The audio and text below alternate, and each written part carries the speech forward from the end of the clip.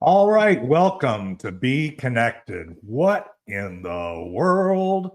And this series, as we've been talking about, is on attracting influencers. And as I say in my discussion, it's not just attracting them, it's ultimately going on a journey with them. And we've had a couple of episodes already around what is an influencer. Nathan participated with us there, as well as Christine. We talked about that, and we spent about 30 minutes talking on that. Then we talked about the mindset that you take into going in with influencers. And now we're talking about approach. On the last episode, episode 3 and 4, so they're the same episode if you're going back to look. And I'd encourage you to go to both 1 and 2 and 3 as you're going through it, because you'll hear the introduction. I'm not going to reintroduce myself, but if you go to episode 2, where my wife, Cheryl, introduced me, not that Christine has done a great job a couple times, but I actually gave her Cheryl a little more content explaining what my credentials are and what I'm hoping to convey here. And that's around taking advantage or sharing my experience with doing large multi-billion-dollar transactions, dealing obviously with people who have that kind of influence. So that's where we're at.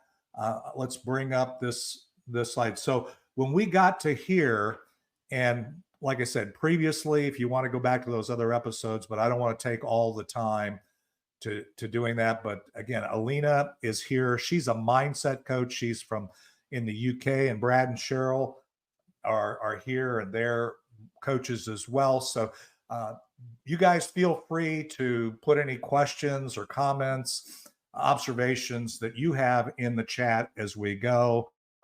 Let people know where you're from. And if you're here watching this in replay, or if you're here live, make sure you're actually connected to these people on this platform.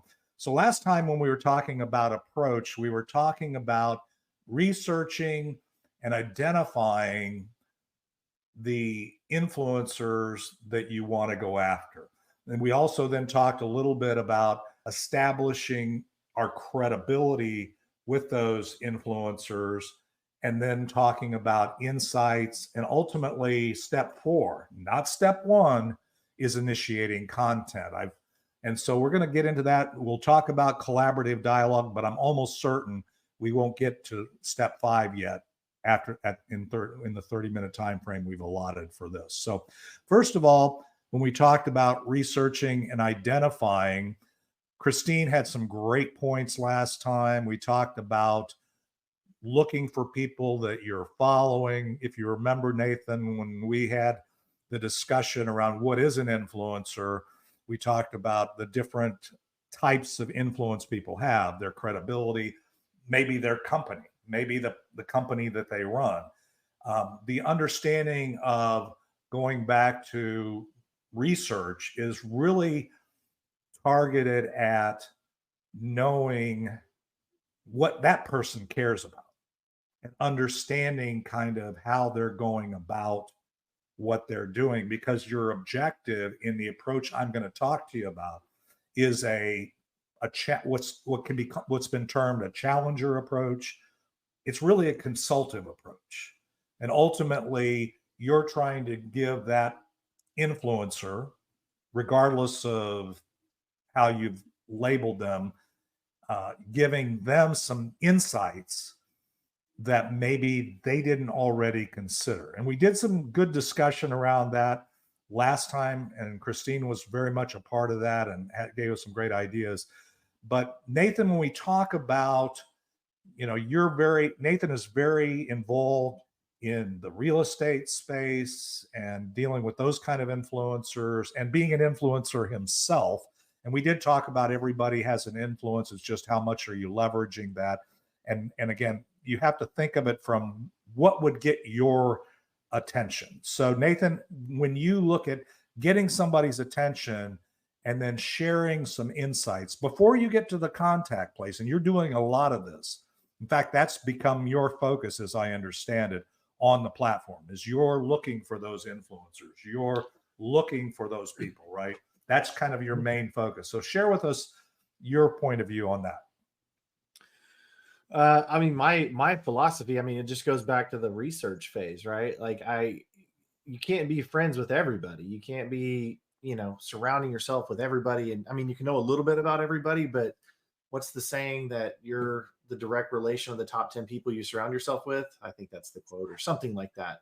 It's And 5, but that's okay. You're I in the like same 10. one. We're in a world that's more connected, so we can have 10 now. But for me, it's been about it's all about connection. So like before I even initiate contact, I want to make sure and see if I have anything in common with that individual. I'm looking to see are my interests aligned with what theirs are? Is it the same industry? Is it the same hobbies? Is it, you know, do they have a family? Because I have a family. I love my family. I talk about it a lot. It's what are those commonalities that I can lean into and have a conversation versus just go straight to a sales pitch. Agreed. Christine, as you look at it from, and Christine is the networking, DFW networking diva. She's also a brilliant marketing and collaborator person. I'm loving her more every day.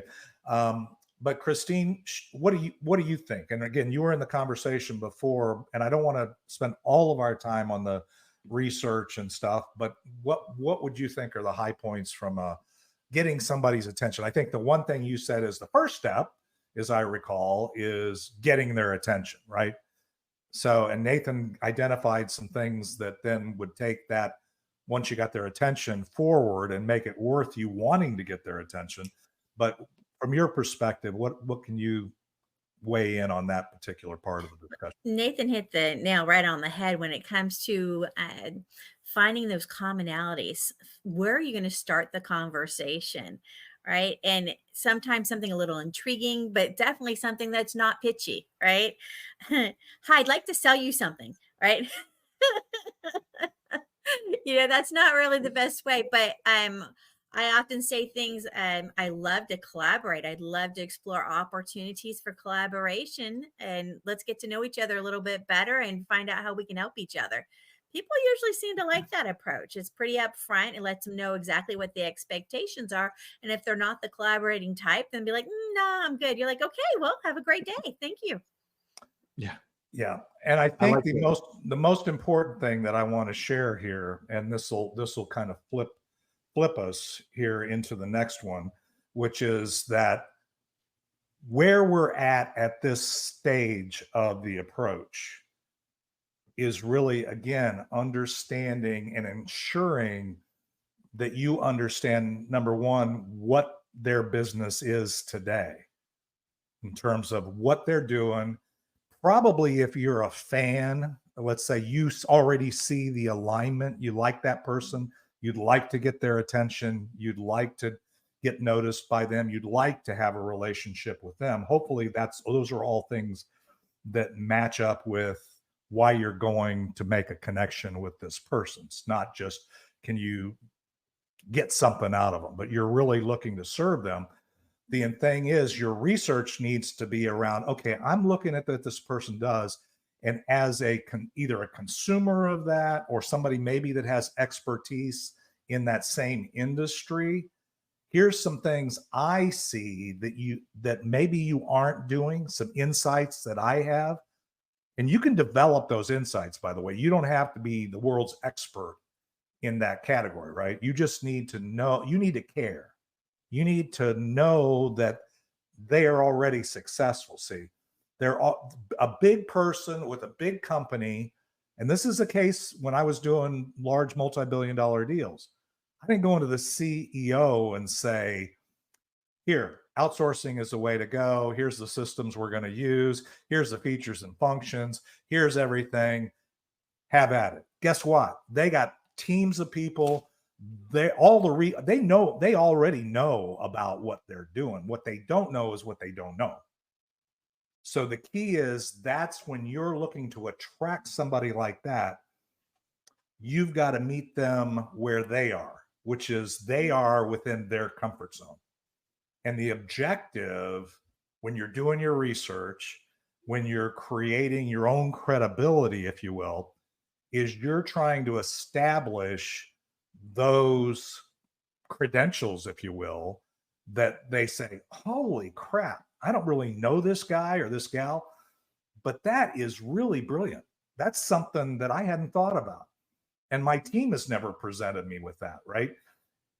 That's when you know you then have a strong starting point. And the thing is, you're preparing for that. You're not, this isn't you walk into the room and then see if that happens, right? When you're looking at a large influencer, right, you're doing some research, you're getting your act together, you're preparing to approach that. If you're not comfortable with that, that's when you start collaborating, like Christine does an amazing job of.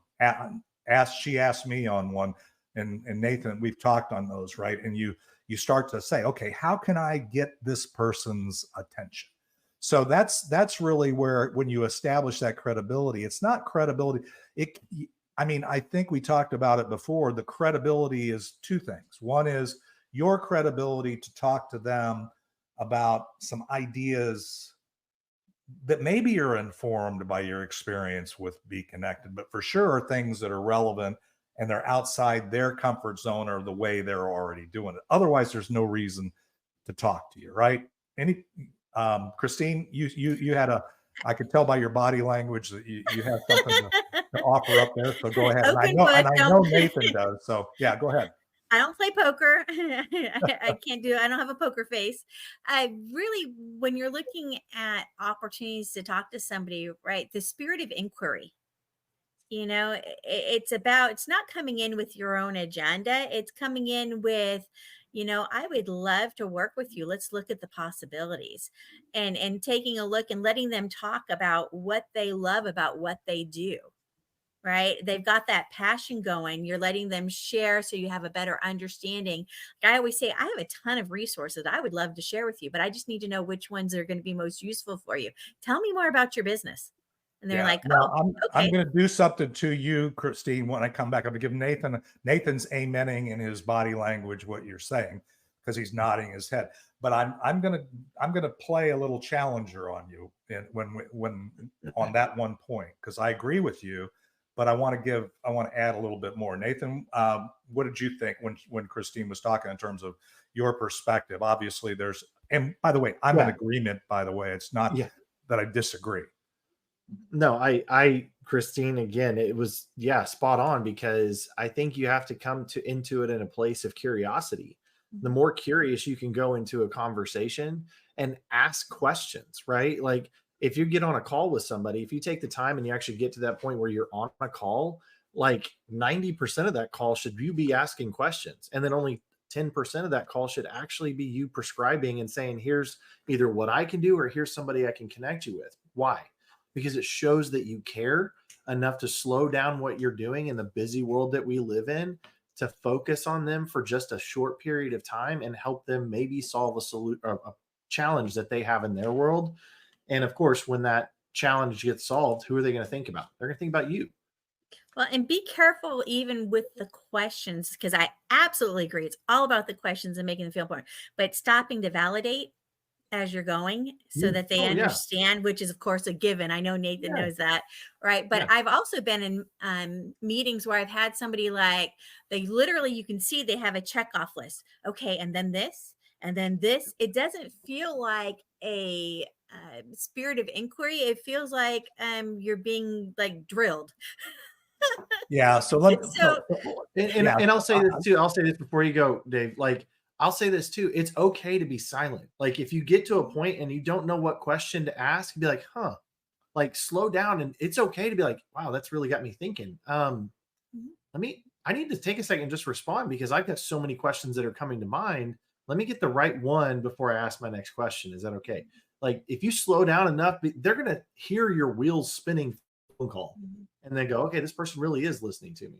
So, well, let me back at you, Dave. Let me come back to this, because I want to explain. So you guys are brilliant. And the thing is, the reason why I love having you on here is because you already kind of know the game. You know a lot of what we're talking about. So you have valuable insights that everybody can learn from.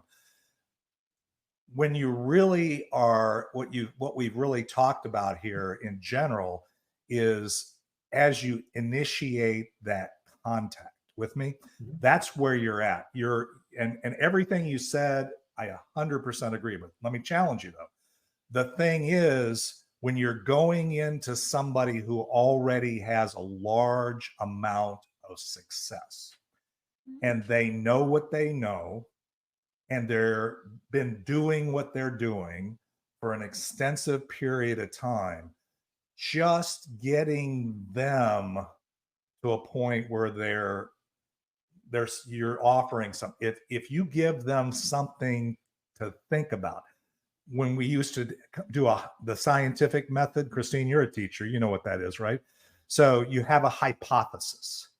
So when you're doing your research, which we did, we researched these companies up and down. I had consultants in Accenture that were experts in the industry. I wasn't, but they were, and they would say, these are best practices, best principles. Here's how the best things people do. And in that, we could compare what they're doing to what and we isn't just me, we is us, right? That's why life is a team sport.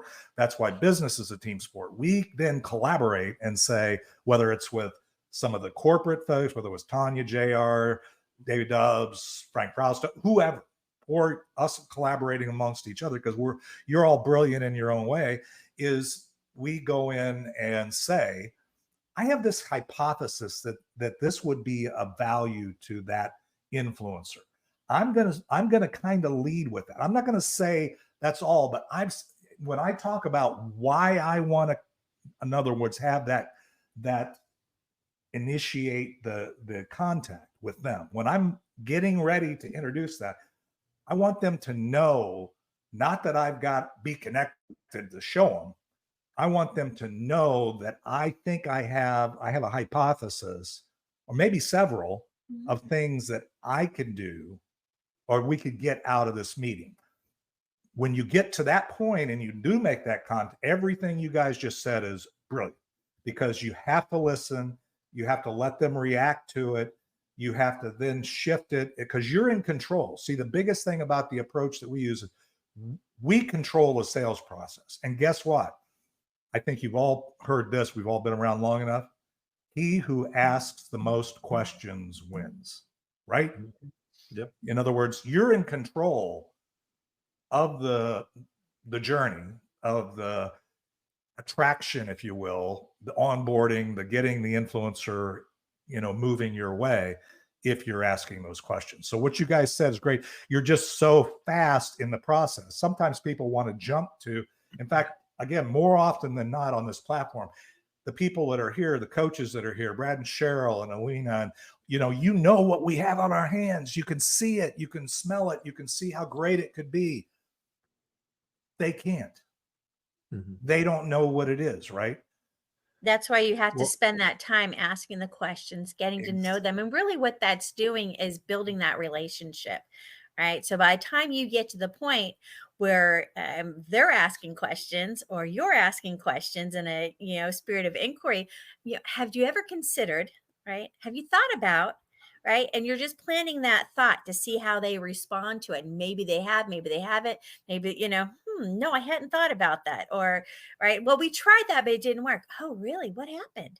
Yeah. Right. And you've got a solution waiting in the wings. Exactly. Well, I know one thing that I was taught this a long time ago, right? Like anytime that you're going to be, say you're out and about and you've got a list of those like celebrities, the influencers that are in your world that you're like, you would fan over. If all of a sudden right next to you is Tom Cruise or whoever is right there, I'm like, it's Maverick, like whatever. But Maverick's walking right in front of you. What's that one question? You have one question to ask Maverick to get him to stop. What is that question? What are you going to ask Tom Cruise with all the noise that's going around his world, that you ask something that he goes, wait, what? So a good exercise for anybody listening to this is to stop, go find 10 people that you follow. Look at them. like do some research on them, identify some things, and ask a different kind of question. What if you had 4 questions that you could ask of that person that would cause them to go, huh, and to Dave's point, think differently and get out of the noise, you know? Now let me connect the dots because that's, again, brilliant. And I appreciate you saying, let me connect those dots, because you just said something. When you're back to the whole hypothesis thing that I mentioned before, and what you're saying, I didn't say go in with, hey, my hypothesis is you suck. My hypothesis is this area you've got, you should go to Tom Cruise in your example with a question.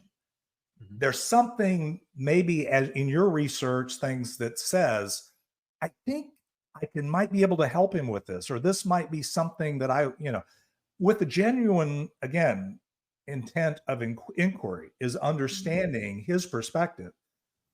There's no threatening about that. There's no sales about that. That's about you challenging, in a way, what he may already know or maybe not have thought about.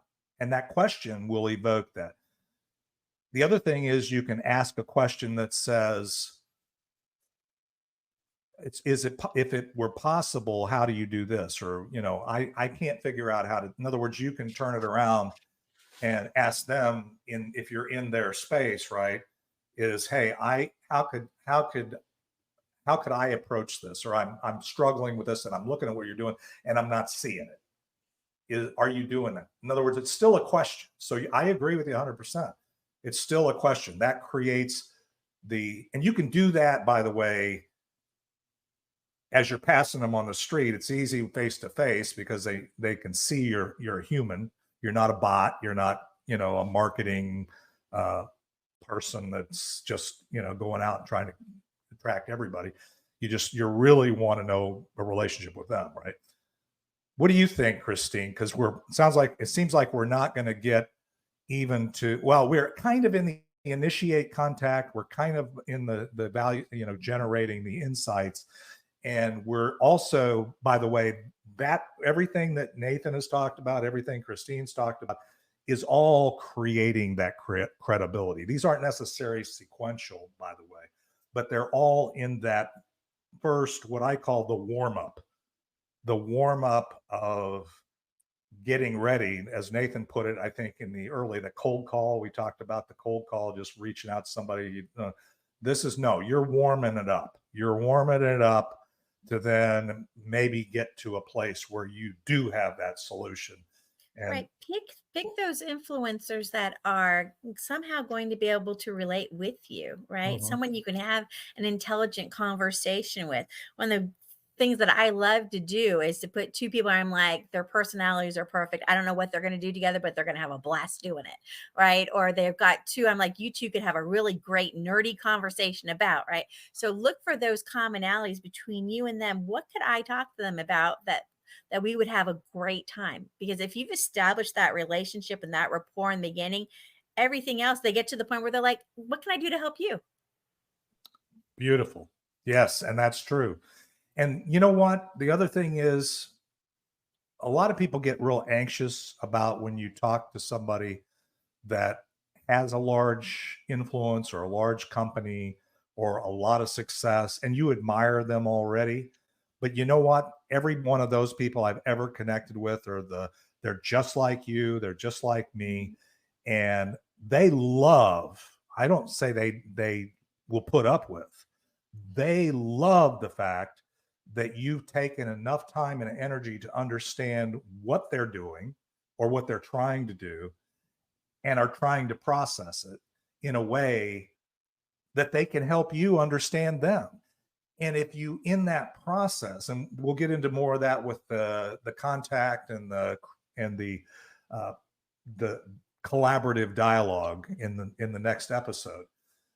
But the key is they're going to bring you along. You're all of a sudden going to be part of their wealth team because that's what they've been doing. All these people do what we're describing here, whether they have defined it the way I'm defining it or not. I guarantee you, successful people of the type of success that you're talking about, they they are already doing what I'm suggesting to you. I've never found one yet that wasn't. Well, and being their go-to for whatever that area they find value in you, being their advisor on things, they just want to ask a quick question. You want to build that kind of relationship and rapport. Yep. Any other final thoughts, Nathan? I promised Christine that we would be absolutely done by the top of the hour. It's 1:58, and so I'm going to honor that. So many thoughts, but no, not this week. I'll save them for next week. How about that? Okay, we'll save them for next week. Next episode, Wednesday, we have at 7:30 another episode. We may launch into 4 and 5. Let me show you what those are again. And initiating the contact and creating, or we'll follow through. We've already got some ideas about that collaborative approach, and then that creating that dialogue as we go forward. And then I don't have any unrealistic expectations. If we can get through that in 30 minutes and get enough there to tee up further conversations. If you have any questions, I guarantee you, if you reach out to Christine, you reach out to Nathan, you reach out to any of the people that are on this show today and click on their names, connect with them, and schedule a one-to-one, you're going to be blown away by what you'll get out of it. And we're all on this journey. I want everybody on this platform to have a major connection with a large influencer that takes us from the 25,000 to 10 million plus as soon as possible. So that's what we're all about here. So thank you, Christine. Thank you, Nathan. Thank you, Brad and Cheryl. Thank you, Elena. Elena is amazing as well. Connect with her. She's got some great insights on mindset and those kinds of things. And Brad and Cheryl are just really, really good people that are willing to do whatever. They're very hard workers and great members to have on your team. So with that, we're going to call it a show. Thank you, everybody, for being here, and have a beautiful Monday or whatever day you're watching this.